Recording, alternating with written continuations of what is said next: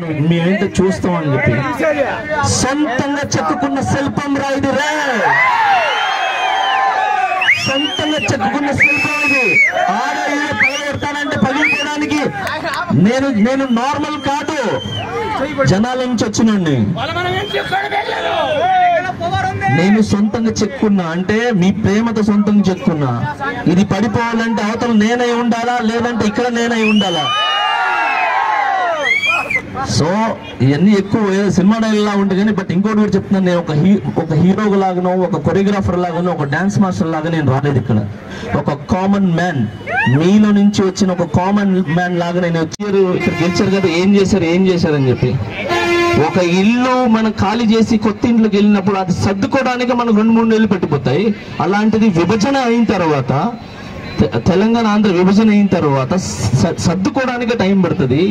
అది ఆ చదువుకున్న టైంలోనే మీరు ఎలక్షన్స్ వచ్చినాయి, ఏం చేస్తారు చెప్పండి అని చెప్పి ఆయన అప్పుడు స్టార్ట్ చేసి అన్ను లేని వాళ్ళకి 2 రూపాయలకి బియ్యం ఇచ్చారు సార్, దాన్ని సంక్షేమం అంటారు. ప్రతి ఇంటి నోట్లో ఒక ముద్దలిన అది సంక్షేమం.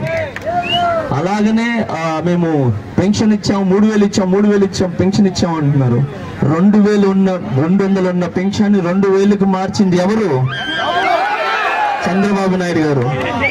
దాని తర్వాత 5 సంవత్సరాలు 250 పెంచి మేము 3,000 ఇచ్చాం అని చెప్పి. ఇది సంక్షేమం కాదు, ఆయన చేసిన సంక్షేమం. సో అలానే చాలా ఇలాంటి సంక్షేమాలు చేశారు. ఈ రోజు మేము హైదరాబాద్ లో, నిజంగా హైదరాబాద్ ని చూస్తే నేను ఎవ్రీ టైం, ప్రతిసారి నేను అనుకుంటాను హైదరాబాద్ చూసినప్పుడల్లా, అబ్బా చంద్రన్న గ్రేట్ అబ్బా అని చెప్తాను చంద్రబాబు నాయుడు గారిని. ఎందుకంటే ఈ రోజు ఆ స్థాయి ఉందంటే ఖచ్చితంగా అది చంద్రబాబు నాయుడు గారే.